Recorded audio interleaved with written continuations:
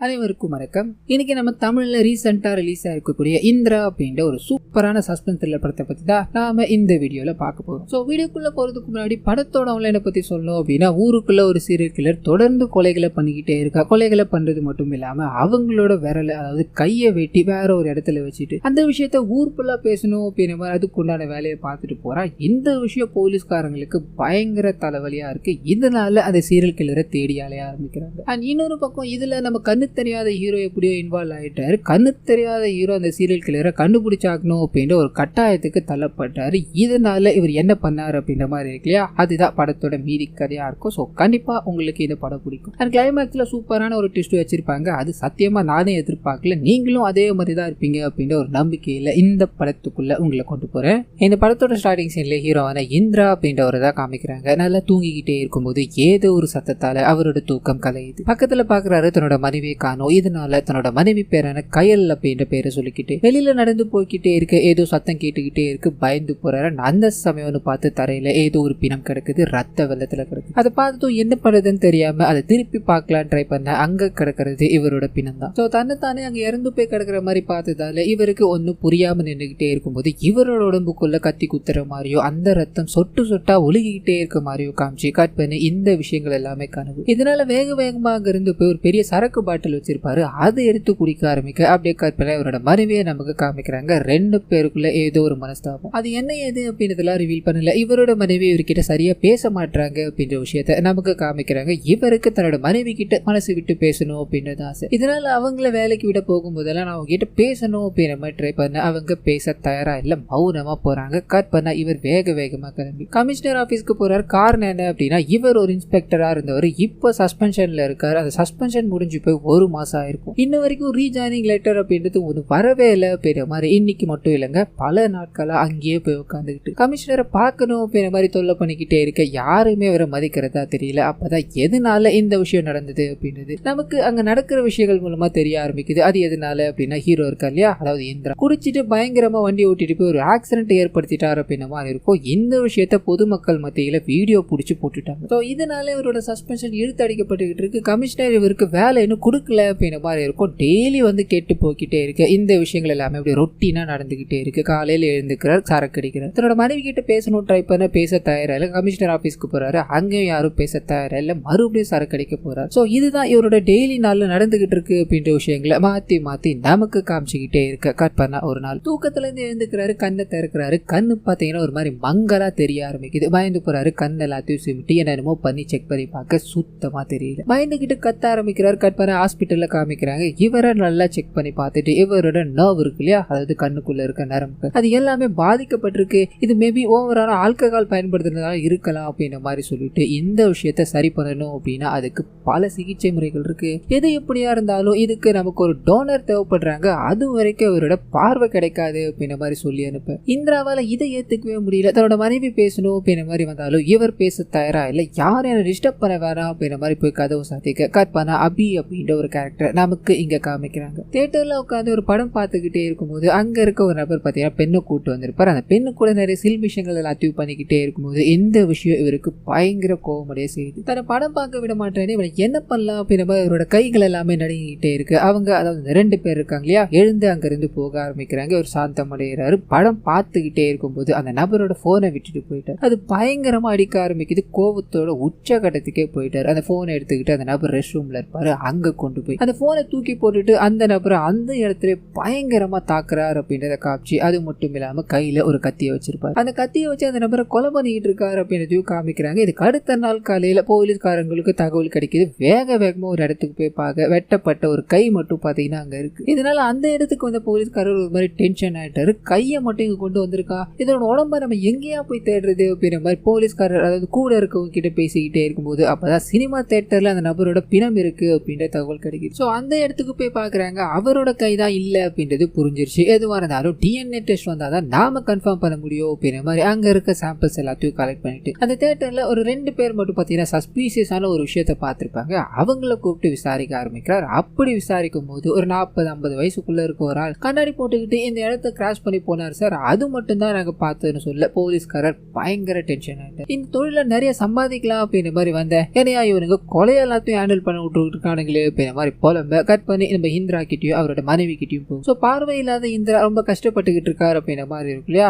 இவரோட மனைவி இவர்கிட்ட சரியா பேச மாட்டாங்கன்னு சொல்லியிருந்தேன். இப்போ அந்த விஷயம் போக ஆரம்பிக்குது. தன்னோட கணவர் கஷ்டப்பட்டு இருக்கிறத பார்த்து அவங்க இது நாள் வரைக்கும் நம்மளோட வாழ்க்கையில நிறைய விஷயங்கள் தப்பா போயிடுச்சு, இனிமேல இருந்து நம்மளோட லைஃபை நம்ம ஃப்ரெஷ்ஷா ஸ்டார்ட் பண்ணலாம் அப்படின்ற மாதிரி சொல்லிட்டு டோனர் கிடைக்கிற வரைக்கும் காத்திருக்காம இவங்களோட வாழ்க்கையை ரொம்ப சந்தோஷமா வாழ ஆரம்பிக்கிறாங்க அப்படின்ற மாதிரி காமிச்சு அது கூடவே இவங்களோட காதல் எப்படி உருவாச்சு அப்படின்னு ஒரு பாடல் மூலமா நமக்கு இந்த விஷயங்கள் எல்லாத்தையும் காமிச்சிட்டு கட் பண்ணா பிரசன்ட்ல ஒரு லேடி ட்ரெயினை பிடிக்கணும் அப்படின்றதுக்காக சப்வேல நடந்து போய்கிட்டே இருக்கும்போது அந்த சமயம் பார்த்து அங்க இருக்கிற லைட் எல்லாமே ஆஃப் ஆக ஆரம்பிக்குது. இவங்களை சுத்தி யாரும் நின்றுகிட்டே இருக்க மாதிரி ஃபீல் ஆக ஆரம்பிக்குது. இவங்க பயந்து திரும்பும் போது பட்டுன்னு அந்த சீன் கட் ஆகி அப்படியே அவங்க இறந்து போன மாதிரியும் ஆனா அவங்களோட உடலை போஸ்ட்மார்ட்டம் பண்ற மாதிரியோ காமிக்கிறாங்க. போலீஸ்காரங்க அதாவது இந்த கேஸை விசாரிச்சுட்டு இருக்காங்க இல்லையா, அந்த போலீஸ்காரங்க வந்து இந்த பொண்ணு இறந்து போனதை பத்தி டீட்டெயில்ஸ் எல்லாத்தையும் கேட்டுக்கிட்டே இருக்கும்போது இறந்து போயிட்டா அப்படின்றது தெரியாத அளவுக்கு அவன் இறந்து போனதுக்கு அப்புறமா நிறைய தாக்குதல்களை உடம்புக்குள்ள பண்ணியிருக்கான் போல, அது எல்லாமே அப்பட்டமா தெரியுது. ஸோ அவன் ஒரு நார்மல் பர்சனா இருக்க வாய்ப்பு கிடையாது, அவன் மனநலம் பாதிக்கப்பட்டவனா தான் இருக்கணும் அப்படின்ற மாதிரி சொல்லிட்டு இந்த பெண்ணோட உடல்ல பாத்தீங்கன்னா கையை வெட்டியை கொண்டு போயிருப்பாங்க.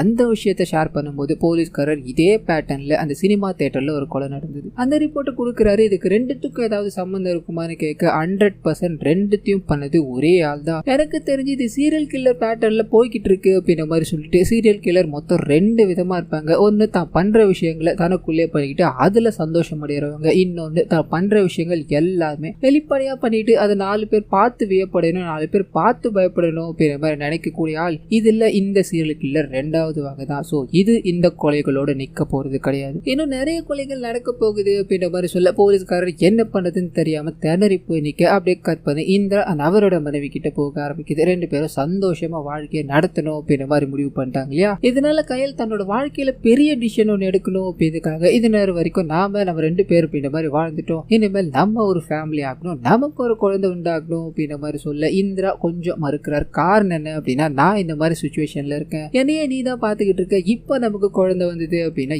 என்ன ஆகும் யோசிச்சு பாத்தியான்னு சொல்ல இவங்க முடிவா இருக்காங்க. ஸோ குழந்தை பெத்தாகணும், நம்ம ஒரு ஃபேமிலி ஆகணும் அப்படின்ற மாதிரி முடிவு பண்ணிட்டு கியூட்டா ரொமான்ஸை ஸ்டார்ட் பண்ண ஆரம்பிக்கிறாங்க. கட் பண்ண அது ஆபி இருக்காரு சீரியல் கில்லர், அவர்கிட்ட போகுது. அவர் நிறைய கொலைகள் எல்லாமே பண்ணியிருக்காங்க அப்படின்ற மாதிரி டிவி நியூஸ் சேனல்ல போய்கிட்டே இருக்கு. அந்த விஷயத்த பார்த்து பயங்கரமா சிரிக்கிறார். இன்னொரு பக்கம் கையில காமிக்கிறாங்க அவங்க வீட்டுல இருக்க விஷயங்கள் எல்லாத்தையும் எடுத்து வச்சுக்கிட்டே இருக்கும்போது இவங்களோட கணவர் ரெஸ்ட் ரூம்ல முகம் கழுவிக்கிட்டே இருக்காரு. அந்த சமயம் ஒரு பார்த்து வெளியில பயங்கரமா காத்தடிக்க ஆரம்பிக்குது. அது அங்க இருக்க லைட் எல்லாமே அணிஞ்சுக்கிட்டே இருக்கு. இவங்களுக்கு அதாவது கையலுக்கு பயமா இருக்கு. இது சரி இந்திராக்கு இது ஒன்றும் புரியல, ஏன்னா மௌனமா இருக்கே அப்படின்ற மாதிரி வெளியே வரலான்னு ட்ரை பண்ண பயங்கரமான சத்தங்கள், வீட்டுல நிறைய பொருள் உடையிற மாதிரியான சத்தங்கள் கேட்க ஆரம்பிக்குது. பயந்து போறாரு. என்ன ஏதுன்னு கத்திக்கிட்டு வரும்போது அங்க நிறைய பொருட்கள் கீழே விழுந்து உடைஞ்சு போயிருக்கு. அது எல்லாமே காலில் தட்டுப்படுத்து எடுத்து பாக்குறாரு. பயந்து போறாரு. தன்னோட மனைவியோட பேரை சொல்லி நீ இங்கதான் இருக்கியா, அவனுக்கு என்னாச்சு கையில் அப்படின்ற மாதிரி காத்துக்கிட்டே கொஞ்சம் கொஞ்சமா நடந்துகிட்டே இருக்கும்போது அந்த சமயத்துல தான் இவரோட மனைவி இறந்து போன நிலையில, அதாவது தூக்கிட்ட நிலையில ஃபேன்ல தொங்க விடப்பட்டிருக்காங்க அப்படின்ற மாதிரி இருக்கும். இந்த விஷயத்தை அவர் உணர்ந்ததும் பயங்கரமா அழ ஆரம்பிக்கிறாரு. இங்க என்ன நடந்தது அப்படின்றது ரியலைஸ் பண்ண முடியல.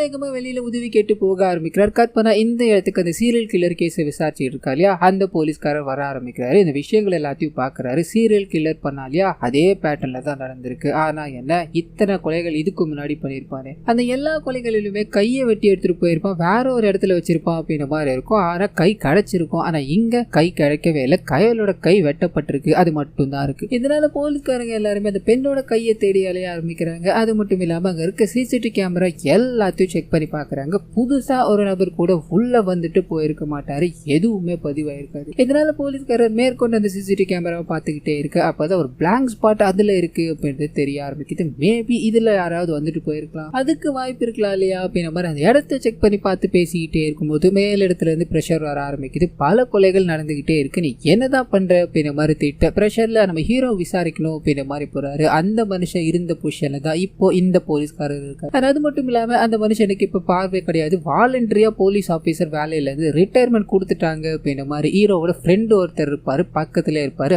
அவர் மூலமா இந்த விஷயங்கள் எல்லாத்தையும் இன்ஸ்பெக்டர் தெரிஞ்சுக்கிட்டு இந்திரா கிட்ட கேள்வி கேட்க ஆரம்பிக்கிறாரு அப்படின்ற மாதிரி இருக்கும். இந்திராக்கு பார்வை இல்லாததால எதுவுமே அவரால் சொல்ல முடியல. கண்ணுக்கு முன்னாடியே மனைவி இறந்து போனாலும், கண்ணுக்கு முன்னாடியே அவங்கள கொலை பண்ணியிருந்தாலும் இவரால் இப்ப எதுவுமே சொல்ல முடியல. இந்த விஷயங்கள் எல்லாத்தையும் நினைச்சு ஃபீல் பண்ண ஆரம்பிக்கிறாரு. அவ சாக தருவாயில, அதாவது துடிச்சுக்கிட்டு இருக்க தருவாயில நான் வந்து காப்பாத்துவேன் அப்படின்ற மாதிரி அவர் நம்பி இருப்பால, அந்த நம்பிக்கையை நான் பொய்யாகிட்டல அப்படின்ற மாதிரி கண் கலங்கி பேசிக்கிட்டே இருக்கும்போது இன்ஸ்பெக்டர் இருக்கா இல்லையா, நம்ம ஹீரோ மேலதான் ஒரு சந்தேகப்படுறாரு. காரணம் என்ன அப்படின்னா அந்த வீட்டுல உள்பக்கமா தான் தாப்பால் போட்டிருந்தது அப்படின்ற மாதிரி நம்ம ஹீரோவே ஸ்டேட்மெண்ட் கொடுத்திருப்பாரு. அப்படி இருக்கும்போது உள்ள யார் கொலை பண்ணிட்டு போயிருப்பா? இது ஒரு மாதிரி காம்ப்ளிகேட்டடா இருக்கு. நிறைய கொஸ்டின்ஸ் எல்லாத்தையும் கேட்டுக்கிட்டே இருக்கு. அக்கம் பக்கத்துலயும் இவர் ஒரு மாதிரியான ஆள் அப்படின்ற மாதிரியும் அந்த பெண் இருக்காங்களே கையில அவங்க ரொம்ப தங்கமான ஆள் அப்படின்ற மாதிரியும் சொல்லிக்கிட்டு இருக்காங்க. ஸோ இன்ஸ்பெக்டர் இந்த விஷயங்கள் எல்லாத்தையும் கலெக்ட் பண்ணி வச்சுக்கிறாரு. அது கூடவே இறந்து போன கையில் இருக்காங்க இல்லையா அவங்களோட போஸ்ட்மார்ட்டம் எல்லாத்தையும் முடிச்சுட்டு டெட் பாடியை கொடுத்து அனுப்ப கையலுக்குன்னு இருந்தது இவர் மட்டும்தான், இவருக்கு இருந்தது கையல் மட்டும்தான். இப்போ அவங்க இல்லாத உலகம் இவருக்கு ரொம்ப நரகம் மாதிரி இருக்கு அப்படின்ற மாதிரி ஒவ்வொரு நாளும் தினந்தோறும் இதை நினைச்சு அழுதுகிட்டே இருக்காரு.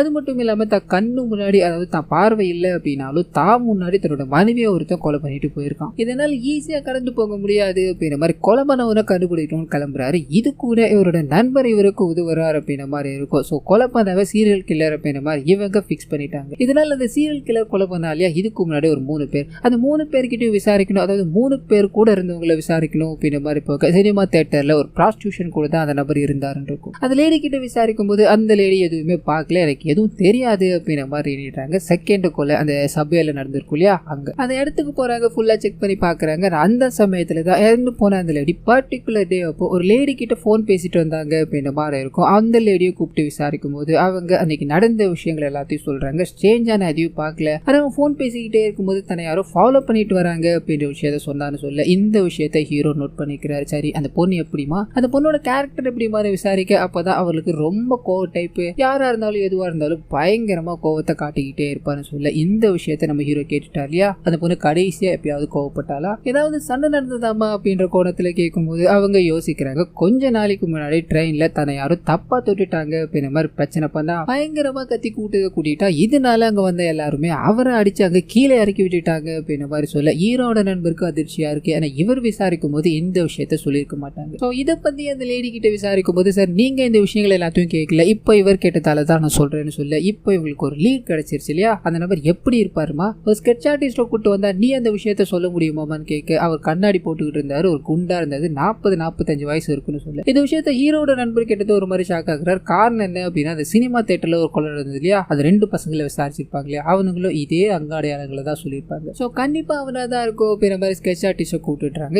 இதுக்கு நடுவில் அந்த சீரியல் கில்லர் இருக்காரு ஒரு ஒயின் ஷாப்ல போய் சரக்கு அடிச்சுக்கிட்டே இருக்கும்போது இவன் கையில இருந்து ஒரு 500 ரூபாயை வாங்கி ஒரு நபர் ஏமாத்தி குடிக்கிறாருன்னு இருக்கும். இதை கவனிக்கிறான். என்னோட பணத்தை நீ கூட்டுடா அப்படின்ற மாதிரி கேட்க அந்த மனுஷன் எம்எல்ஏவோட டிரைவரா இருப்பான். இதனால நான் எவ்வளவு பெரிய ஆள் தெரியுமா, நாளை உன் காசு எடுக்க கிடையாது, ஒழுங்கா இங்கிருந்து போடான்னு சொல்ல பாட்டில் எடுத்து ஒரே அடி கட் பண்ணா இந்த நபர் அதாவது சீரியல் கில்லர் எம்எல்ஏ டிரைவரே அடிச்சுட்டான் அப்படின்ற மாதிரி போலீஸ் ஸ்டேஷன்ல நிக்க வச்சிடுறாங்க. அங்க இருக்கிறவங்களுக்கு இவர் யார் எவர் அப்படின்றலாம் தெரியாது. இப்போ இந்த கேஸ்ல இன்வால்வ் ஆயிருக்காரு அப்படின்றது மட்டும்தான் தெரியும். இதனால அங்க இருக்க ஒரு டேய் சும்மா இருக்க மாட்டியா நீ, என்னடா இவ்வளவு பெரிய வேலையை பார்த்திருக்க அப்படின்ற மாதிரி லத்தியை வச்சு பயங்கரமா அடிச்சுக்கிட்டே இருக்கும்போது கோபம் அடைகிறாரு. அந்த லத்தியை பிடிக்கலான்னு போக டென்ஷன் ஆயிட்டாரு. ஓ நீ லத்தியை பிடிக்க அளவுக்கு வந்துட்டியா, முட்டி போடுறா, இன்னைக்கு நைட்டு ஃபுல்லா நீ முட்டி போட்டுட்டு தாண்டா இருக்கணும் அப்படின்ற மாதிரி ஒரு நாள் நைட்டு ஃபுல்லா முட்டி போட வச்சுட்டு இதுக்கு அடுத்த நாள் அவரோட டீடைல்ஸ் எல்லாத்தையும் கொடுத்துட்டு கிளம்புறாரு அப்படின்ற மாதிரி இருக்கும். கோபமா அங்கிருந்து வெளியே போக இன்னொரு பக்கம் ஹீரோட நண்பர் அந்த ஸ்கெட்ச் ஆர்டிஸ்ட் மூலமா இவங்க அந்த சீரியல் கில்லர் யார் அப்படின்றத முடிவு பண்ணணும். அந்த ஸ்கெட்ச் ஆர்டிஸ்ட் வரைஞ்சு கொடுத்து போய்கிட்டே இருக்கு. இவங்க அந்த விஷயத்தை ஓபன் பண்ணி பார்க்க ஆரம்பிக்கிறாங்க. ஹீரோட நண்பருக்கு ஒரு பயங்கரமான ஷாக். காரணம் என்ன அப்படின்னா நேத்து நைட்டு ஸ்டேஷன் போயிருப்பாரு, அங்க இவரை தான் அடிச்சு முட்டி போட வச்சிருக்காங்க அப்படின்ற மாதிரி இருக்கு இல்லையா. இந்த விஷயம் ஸ்ட்ரைக் ஆனது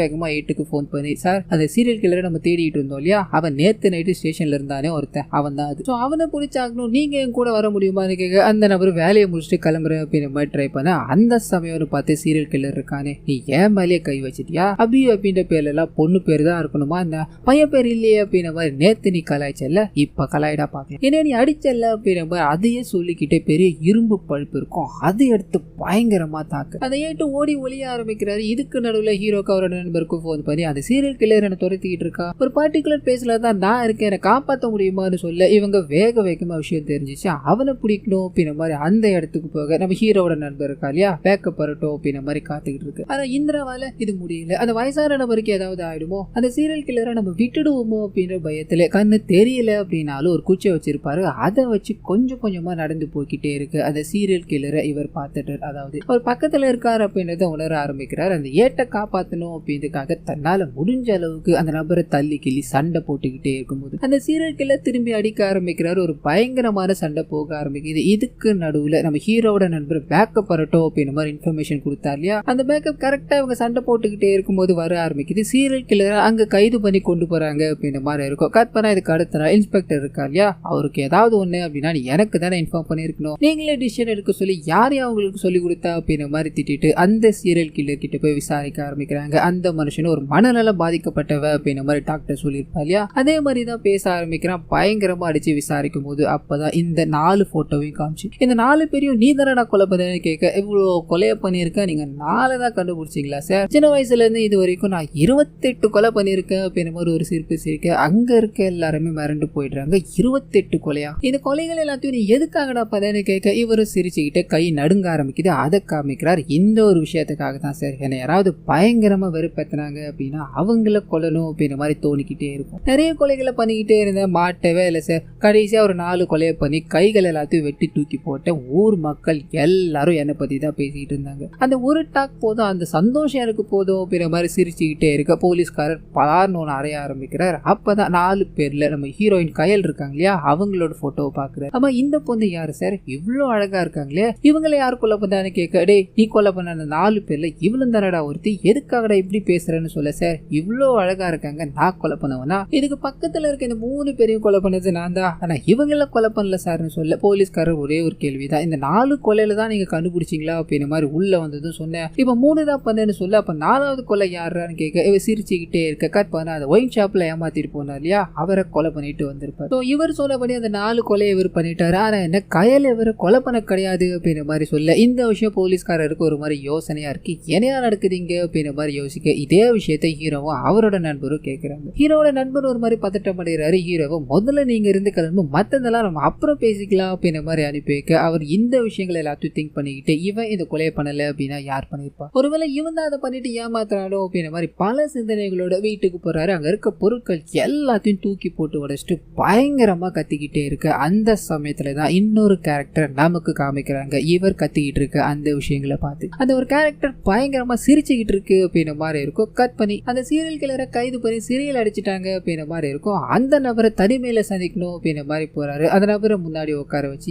எதுக்காகடா என்னோட மனைவியை கொலை பண்ண, நீ தானடா கொலை பண்ண, எதுக்காகடா இப்படி பேசிக்கிட்டு இருக்க அப்படின்ற மாதிரி கேட்க அந்த நபர் தீர்த்து, இவ்வளவு அழகா இருக்கா, இவளை நான் கொலை பண்ணுவேனா, அப்படியே நான் கொலை பண்றதா இருந்தாலும் இவளை ஒரு நாளாச்சும் அனுபவிச்சுட்டு தான் கொலை பண்ணிருப்பேன்னு சொல்ல ஹீரோ பயங்கர டென்ஷன் ஆயிட்டாரு. கையில ஒரு பிளேடு இருக்கும், அதை வச்சு இவரை சாகடிக்கலான்னு போக அவர் அப்படியே பிடிச்சி லாக் பண்ணிட்டு, இவளை நான் கொலை பண்ண கிடையாது, நான் மற்ற கொலைகள் எல்லாத்தையும் ஒத்துக்கினேன் இல்லையா, போலீஸ்காரனுங்க முடிக்க முடியாத கேஸ் எல்லாம் ஏன் தலையில போகணும்னு பாக்குறானுங்களே, இவளை நான் கொலை பண்ணல அப்படின்றது இதுக்கு மேல என்னால எதுவுமே நிரூபிக்க முடியாது, உன் மனைவியை இந்த அளவுக்கு கொடூரமா உன் கண்ணு முன்னாடியே சாகடிக்கணும் அப்படின்ற மாதிரி அணுவா ரசிச்சு ருசிச்சு கொலை பண்ணியிருக்கா இல்லையா, கண்டிப்பா அவன் உன்னால பாதிக்கப்பட்டவனா தான் இருக்கணும், அவனுக்கு நீ ஏதாவது ஒரு விஷயத்த பண்ணதா தான் இருக்கணும், அந்த விஷயத்துல யோசிப்பாருப்பா, இதை கொலை யார் பண்ணா அப்படின்றது உனக்கே புரியணும்னு சொல்ல இவர் பயங்கரமா யோசிச்சுக்கிட்டே அங்கிருந்து கிளம்ப ஆரம்பிக்கிறார். இந்த விஷயத்த கேஸ் விசாரிச்சுக்கிட்டு இருக்கா இல்லையா அவர் கவனிக்கிறார். இவ்வளவு மும்முரமா இவர் அந்த கேஸ்ல இன்வால்வ் ஆயிருக்கிறது அந்த சீரியல் கில்லரை கண்டுபிடிச்சாகணும் அப்படின்ற மாதிரி தெரியறதுக்கு என்ன காரணம் அப்படின்ற மாதிரி இந்திரா இருக்கா இல்லையா,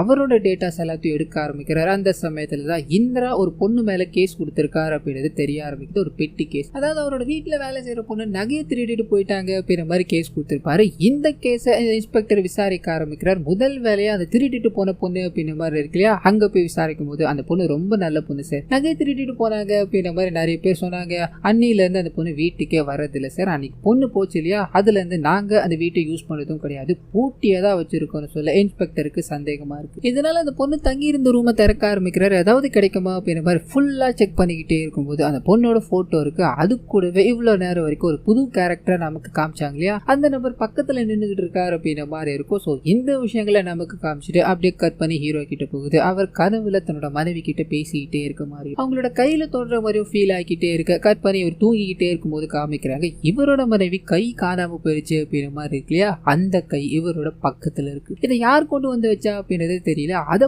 பார்த்தது ஒரு மாதிரி லிட்டரலி என்ன பேசுறதுன்னு தெரியாம இங்க யாரும் இருக்காங்க அப்படின்றத உணர்ந்துட்டார். அவங்க தான் இந்த கையை கொண்டு வந்து வச்சிருக்கணும் அப்படின்றதும் புரிஞ்சு போயிருச்சு. வேக வேகமா எழுந்து, இங்க யாரும் இருக்கீங்கன்னு எனக்கு தெரியும், ஒழுங்கு மறதியா முன்னாடி வாங்கடா அப்படின்ற மாதிரி அங்க இருக்க பொருட்கள் எல்லாத்தையும் உடச்சி கிடிச்சு தள்ளி இவருக்குன்னு ஒரு தனியா துப்பாக்கி வச்சிருப்பாரு. அந்த துப்பாக்கியை கண்ணுக்கு தெரிஞ்ச வரைக்கும், அதாவது தனக்கு தெரிஞ்ச வரைக்கும் அப்படி இப்படின்னு எடுத்து புல்லட் எல்லாத்தையும் போட்டுட்டு தன்னால முடிஞ்ச அளவுக்கு கிட்ட யாரும் வரக்கூடாது அப்படின்ற மாதிரி சுட்டுக்கிட்டே இருக்க வீட்டுல இருக்க எல்லா பொருட்களும் உடைய ஆரம்பிக்குது. அதே சமயத்துல இன்ஸ்பெக்டர் அந்த பொண்ணை தேடி போனா இல்லையா, பொண்ணோட போட்டோ கிடைச்சிருச்சு. இதனால அந்த வீட்டுக்குள்ள போலீஸ் நாயை கொண்டு வராரு. அந்த பொண்ணோட துணியை காமிக்கும் போது போலீஸ் நாய் மோப்ப முடிச்சு வேகமா ஒரு இடத்துல ஓடி போய் நிக்குது. காடு மாதிரி இருக்கும். அந்த இடத்த போலீஸ்காரங்க தோண்ட சொல்ல ஆரம்பிக்கிறாங்க. கட் பண்ணி இங்க யாராவது இருக்கீங்களா, ஆம்பளையா இருந்தா என் முன்னாடி வாங்கடா அப்படின்ற மாதிரி ஹீரோ கண்ணை காட்டி நின்னுகிட்டே இருக்கா இல்லையா, அந்த பையன் முன்னாடி வர ஆரம்பிக்கிறான். இவரை போட்டு பயங்கரமா தாக்க ஆரம்பிக்கிறான். ஒரு கட்டத்துல ஹீரோவால அடி தாங்க முடியல. இது எல்லாத்தையும் நீ எதுக்காகடா பண்ணிட்டு இருக்க, உனக்கு என்னடா வேணும் அப்படின்ற மாதிரி கேட்க இவன் முறைச்சிக்கிட்டே மதி அப்படின்னு அந்த பொண்ணோட பேரை சொல்ல கட் பண்ணி இந்த சைடு அந்த பர்டிகுலர் பீஸை தோண்ட சொன்னாங்க இல்லையா, அதை தோண்டி பார்க்கும்போது அங்க எலும்பு கூடு கிடக்கு. ஸோ அந்த பொண்ணோட எலும்பு கூடுதான் அப்படின்றத போலீஸ்காரர் தெரிஞ்சுக்கிட்டார். அப்படியே கட் பண்ண ஒரு பிளாஷ்பேக் உள்ள போக ஆரம்பிக்குது. ஸோ இந்த பொண்ணு பேரு மதி அப்படின்றது. அப்பா அம்மா இல்லாத இவங்க தனிமையில தான் வாழ்ந்துகிட்டு இருக்காங்க அப்படின்ற மாதிரி இருக்கும். ஹீரோவோட அபார்ட்மெண்டோட சேர்த்து அங்க நிறைய அபார்ட்மெண்ட் இருக்கும் இல்லையா, அது எல்லாத்துலயும் வீட்டு வேலை செஞ்சு பொழைச்சிக்கிட்டு இருக்காங்கன்னு இருக்கும். ஸோ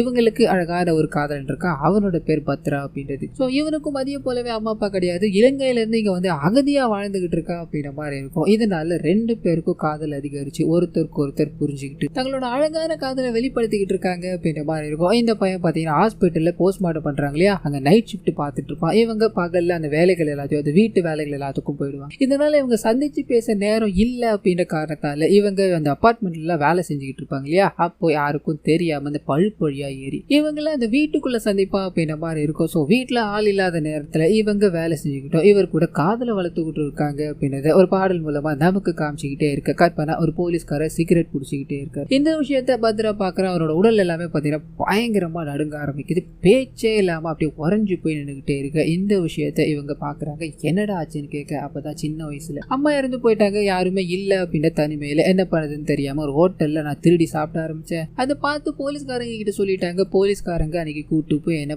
பயங்கரமா அடிச்சாங்க. அன்னில இருந்து போலீஸ்காரங்களை பார்த்தாலே எனக்குள்ள ஏதோ ஒரு நடு. இந்த நடுக்கத்தை போக்கணுறதுக்காக நான் பல முறை ட்ரை பண்ணிக்கிட்டே இருக்கேன், என்னால அது முடியலன்னு சொல்ல இவங்க இந்த விஷயங்கள் எல்லாத்தையும் கேட்டு கண்களைங்கிட்டு இதுக்கு மேல இதெல்லாம் நடக்க கூடாது, உனக்காக தான் நான் இருக்கல்லடா அப்படின்ற மாதிரி அவனுக்கு ஆறுதல் சொல்லிக்கிட்டே இருக்க. கட் பண்ணி இதுக்கு அடுத்த நாள் இவங்க யூஸ்வலா வேலை செஞ்சுக்கிட்டே இருக்கும்போது அந்த நபர் உள்ள வராரு. அதாவது யாருக்கும் தெரியாம அப்பார்ட்மெண்ட் பழுப்பு வழியா ஏறி உள்ள வராரு அப்படின்ற மாதிரி இருக்கும். ஸோ வந்தது எதுக்காக அப்படின்னா இவரோட அம்மாவோட தாலி இருக்கும் இல்லையா, அதுல ஒரு செயினை செஞ்சு கொண்டு வந்து இவங்களுக்கு கிஃப்ட் பண்ணணும் அப்படின்றதுக்காக அதை நீட்டு அவங்க போட்டு பாக்குறாங்க. ரொம்ப அழகா இருக்கு அப்படின்ற மாதிரி பேசிக்கிட்டே இருக்கும்போது நம்ம ஹீரோ வெளியில வராரு அப்படின்ற மாதிரி இருக்கும். கதவை வேகமா தட்டிக்கிட்டே இருக்க இவங்க பயந்து போறாங்க. இதுக்கு தானே நான் வராதுன்னு சொன்னேன். இப்போ வீட்டு ஓனர் வந்துட்டாங்க, என்னடா பண்றது, நீங்க இருந்து போயிடுறா அப்படின்ற மாதிரி அவனை வந்த வழியா போக சொல்ல கீழே ஆள் நிக்கிறாங்க. இதனால இறங்க முடியாது அப்படின்ற மாதிரி அவன் பாத்தீங்கன்னா ஒரு பெரிய அலமாரி மாதிரி இருக்கும், மேல இருக்கும், அது மேல போய் ஒளிஞ்சிக்கிறான். நீ சமாளிச்சுக்கோ அப்படின்ற மாதிரி சொல்ல இவங்க போய் கதவை திறக்க அதை மதிச்சு கோவமா வீட்டுக்குள்ள வந்து என்டர் ஆகுறாரு. காரணம் என்ன அப்படின்னா குடிச்சிட்டு வண்டி ஓட்டி பிரச்சனையை பண்ணிட்டாருன்னு இருக்கு இல்லையா, அந்த விஷயம் பெரிய பிரச்சனை ஆயிடுச்சு. இவரோட வேலையை தூக்க போறாங்க அப்படின்ற மாதிரி தெரிஞ்சுட்டு இருக்கும். பயங்கர கடுப்புல என்னென்னமோ பண்ணி வீட்டுல வந்து உட்கார இவங்க தன்னோட காதல மறைச்சு வச்சிருக்காங்க. என்ன நடக்க போகுதோ அப்படின்ற மாதிரி அங்க இருக்க வேலைகள் எல்லாத்தையும் செஞ்சுக்கிட்டே இருக்கும்போது ஹீரோ இருக்கா இல்லையா இந்திரா, அங்க ஒரு பெரிய பாட்டில் இருக்கும், அதை நீ கொண்டு வர முடியுமா அப்படின்ற மாதிரி மதிக்கிட்டு சொல்ல அவங்க பயந்து பயந்து கொண்டு வராங்க. இதுக்கு நடுவுல போலீஸ்காரர் அந்த பையன் பார்த்துட்டான். இதனால கை கால்கள் எல்லாமே நடுங்க ஆரம்பிச்சுட்டு அப்படியே உறைஞ்சு போய் நின்றுகிட்டே இருக்க. இங்க பாட்டில கொண்டு போய் வைக்கும் போது அது தவறுதலா கீழே விழுந்துருச்சு. இந்த விஷயத்த ஹீரோ பார்த்தது என்ன பண்ணுறதுன்னு தெரியாம பயங்கர கோவத்துல பலார்னு ஒரு அரை அடிக்க அவங்க அப்படி பொத்துன்னு கீழே விழுறாங்க. ரத்த வெள்ளத்துல அந்த இடத்துல இறந்து போகுது. கண் இமைக்கிறதுக்குள்ள இந்த விஷயங்கள் எல்லாமே நடந்து முடிஞ்சுட்டு அந்த சைடு பத்ரா இருக்கா இல்லையா, அவன் என்ன பேசுறதுன்னு தெரியாம அப்படி உறைஞ்சு போய் நிக்கிறான். இந்த சைடு ஹீரோவும் என்ன ஏதுன்னு தெரியாம அந்த பொண்ணு உயிரோட இருக்காளா இல்லையா அப்படின்ற மாதிரி செக் பண்ணி பார்க்க உயிர் போயிடுச்சு. ஒரு மாதிரி டென்ஷன் ஆகி ஏற்கனவே ஒரு பிரச்சனை, இதுல கொலை வேறையா அப்படின்ற மாதிரி தலையில கை வச்சுட்டு உட்காரும் போது வீட்டுக்கே இவரோட மனைவி வராங்க. கதவை தட்டிக்கிட்டே இருக்காங்க. வேற வழி இல்லாம கதவை திறக்க ஆரம்பிக்கிறார். வந்து பார்த்ததும் எல்லா பிரச்சனையும் நான் சரியாயிடும் அப்படின்ற மாதிரி நம்பிக்கையில இருந்தேன். இப்போ ஒரு கொலையை பண்ணிட்டியாடா, எத்தனை வாட்டி சொல்லியிருக்க உன்னை குடிக்காதன்னு கேட்டியாடா நீ அப்படின்ற மாதிரி அவரை திட்டிட்டு என்ன பண்ணலான்னு யோசிச்சுக்கிட்டே இருக்க. அந்த மனுஷனும் இது தெரியாதனமா நடந்தது, நான் தப்பு ஒத்துக்கிட்டு சரணடைஞ்சிடுறமா அப்படின்ற மாதிரி இவங்க கிட்ட பேசிக்கிட்டே இருக்கும்போது நீ சரணடைஞ்சிட்ட அப்படின்னா நீ ஒரு கொலைகாரன் இல்லை அப்படின்றது ஆயிடுமா, என்ன பண்ணுவே ஏது பண்ணுவே தெரியாதுடா. இந்த விஷயத்தை எப்படியாவது மறைச்சிட்டு இந்த விஷயம் வெளியே போகக்கூடாது, நம்ம லைஃபை எப்படியாவது நம்ம வாழ்ந்தாகணும் அப்படின்ற மாதிரி சொல்ல இவங்க ரெண்டு பேரும் யோசனைக்கு அப்புறமா, அதாவது பல மணி நேரம் யோசனைக்கு அப்புறமா இந்த பெண்ணோட உடலை யாருக்கும் தெரியாம அப்புறப்படுத்தணும் அப்படின்ற மாதிரி முடிவு பண்றாங்க. அங்க இருந்து ஒரு சூட் கேஸ்ல அந்த பெண்ணோட உடலை போட்டுக்கிட்டு அங்கிருந்து கிளம்பி வேற ஒரு இடத்துக்கு போறாங்க. ஆள் நடமாட்டமே இல்லாத இடத்துல பள்ளத்தை தோண்டி புதைக்கிறாங்க அப்படின்ற மாதிரி இருக்கும். ஸோ இவங்க இந்த விஷயங்களை பண்ணிக்கிட்டே இருக்க அதே சமயத்துல சுயநினைவுக்கு வர அந்த நபர் தன்னோட காதலி இறந்து போயிட்டாங்க அப்படின்ற தூக்கம். அண்ட் இதுக்கு காரணமானது அந்த ரெண்டு பேரும் தான் அப்படின்ற விஷயம் இவனுக்குள்ள ஓடிக்கிட்டே இருக்கு. அன்னையில இருந்து தொடர்ந்து 3 மாசங்கள் அந்த வீட்டுல அவங்க என்னென்ன பண்றாங்க ஏது பண்றாங்க அப்படின்ற எல்லா விஷயத்தையும் அவன் கண்காணிக்க ஆரம்பிக்கிறான். ஸோ இவங்க தூங்கிக்கிட்டே இருக்கும்போது இவங்க ஆள் இல்லாத நேரத்துலயும் அந்த வீட்டுல இவன் தான் இருக்கான் அப்படின்றத காமிச்சுக்கிட்டு அது கூடவே இவனை பழி வாங்கணும், நாம பட்ட கஷ்டத்தை அவனும் பண்ணணும் அப்படின்ற மாதிரி திங்க் பண்ண ஆரம்பிக்கிறான். அந்த சமயத்துல தான் நியூஸ் பேப்பர்ல அந்த சீரியல் கில்லர் கொலைகள் எல்லாத்தையும் பண்ணிக்கிட்டு இருக்கான், கைகளை வெட்டி எடுத்துட்டு போயிருக்கான் அப்படின்ற விஷயத்த இவன் படிக்க ஆரம்பிக்கிறான். ஸோ அந்த பேட்டர்னை இவன் ஃபாலோ பண்ண ஆரம்பிக்கிறான். அதே மாதிரி ஹீரோவோட மனைவி இருக்காங்க கையில, அவங்கள கொண்டு அவங்களோட கையை வெட்டி எடுத்துட்டு அந்த சீரியல் கில்லர் தான் கொலை பண்ண அப்படின்னு போட்டு இல்ல இவருக்கு கண்ணு தெரியாது இல்லையா, அதை பார்த்து ரசிச்சுக்கிட்டு இருக்கான் அப்படின்றத காமிக்கிறாங்க. இன்னொரு விஷயம் என்ன அப்படின்னா இவருக்கு கண்ணு போச்சு,